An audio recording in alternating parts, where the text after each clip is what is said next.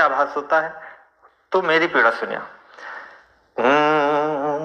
कि राम अखिलेश्वर अलौकिक अनादियंत, रोम रोम राम में रमाई माता जानकी। राम अखिलेश्वर अलौकिक अनादियंत, रोम रोम राम में रमाई माता जानकी। जगत पिता है रघुनंदन दुलारे राम, जगत जननी मेरी माई माता जानकी।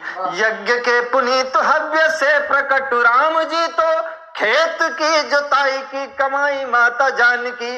यज्ञ के पुनीत हव्य से प्रकट राम जी तो, खेत की जुताई की कमाई माता जानकी।